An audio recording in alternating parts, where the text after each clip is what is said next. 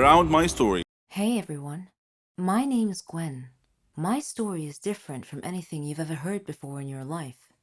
We all have grandparents, and we all love them very much. When they die, they leave an empty space in our hearts. It's never easy.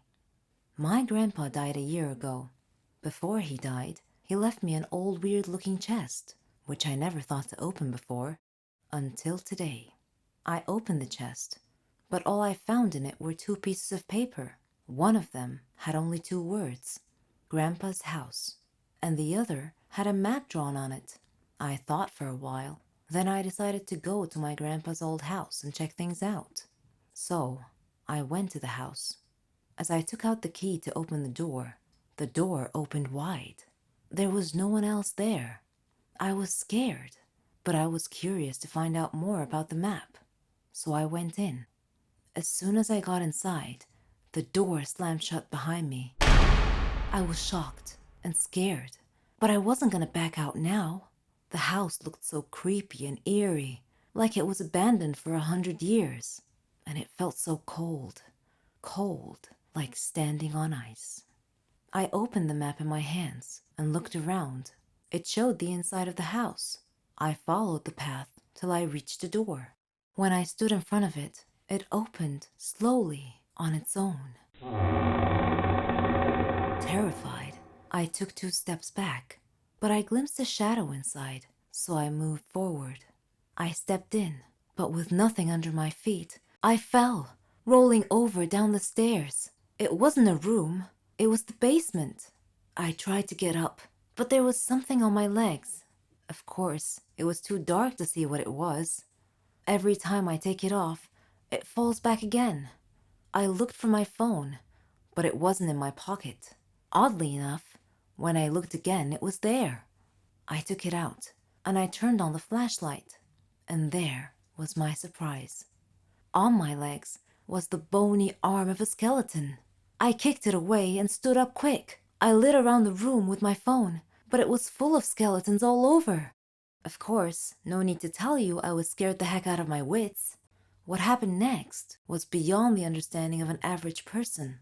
The eyes of one of the skeletons turned bright red, and they were staring right at me. My feet started moving backwards automatically, and I found two bony hands clasping my neck.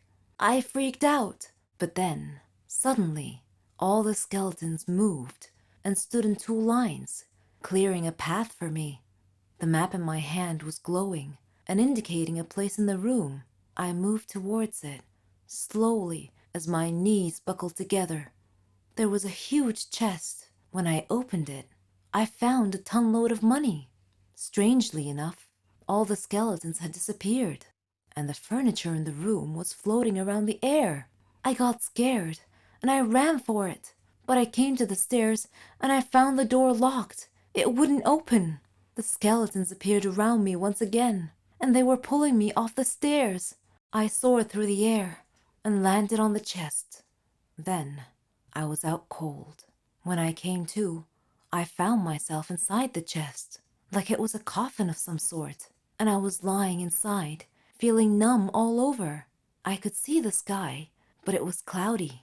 I felt like I was being buried. Then I heard a voice. It said, "Welcome to your grandpa's treasure." This is what happens to people like me, dumb people like me who follow a stupid map to look for their grandpa's worthless treasure. They'll tell you their stories from their graves. Do you remember me? Probably not. I'm the girl that can see the future from Wendy's story. I cannot use my real name for safety purposes. For now, call me Sarah.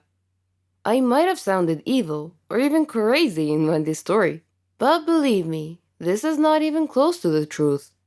Let me tell you about myself.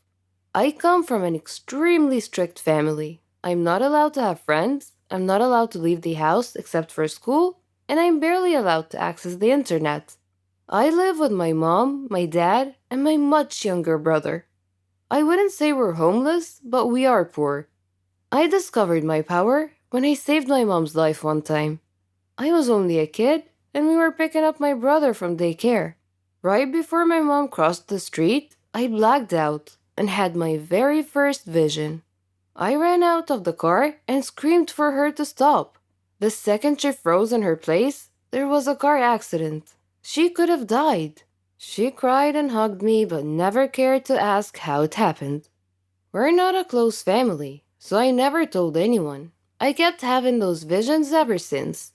Years later, I learned how to control them. The few minutes of internet I was allowed, I always tried to look for a reason why or how I got my power. I never got an answer. I needed a distraction because I felt lost and like I did not belong. Now that I'm finally in high school, I asked my parents if I could have a part-time job after school. They never gave me any money, and to be honest, I needed some. I knew they were going to say no, but to my surprise, they agreed on one condition, that I give them half of my paycheck. I agreed. I got a job as a waitress in a local restaurant, and it was weird dealing with new people, but it was also so exciting. I quickly made a couple of friends who worked with me. I couldn't bring myself to trust them, but at least I had someone to talk to. One day at the restaurant, I heard some customers talking about something called the dark web. I wondered what it was. After my shift, I casually mentioned it to one of my colleagues. He explained everything to me. It was on my mind day and night. It sounded like a place full of weird people, just like me. With my first paycheck, I bought a new phone and kept it a secret from my parents.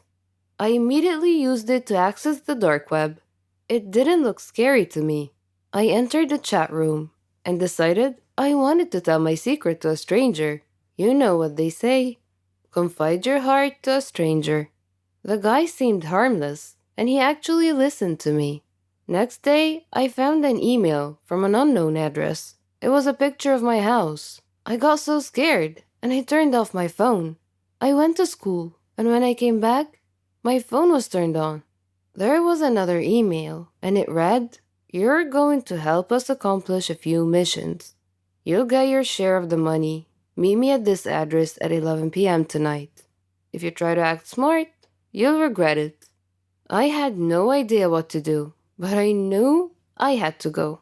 I snuck out that night and met the person from the email. He wore a mask, and he threw some pictures at me. They were pictures of my family members. The first thing he said was, "Do you want them dead?" I shook my head. He said, "A quick test. What's going to happen in a few seconds?" I opened my eyes wide and said, "A black car will come pick us up." He nodded his head in approval. He blindfolded me and put me in the car. After a few minutes, he said, "You're coming with me. The guys here will do the work, and you will guide us." I nodded my head, even though I didn't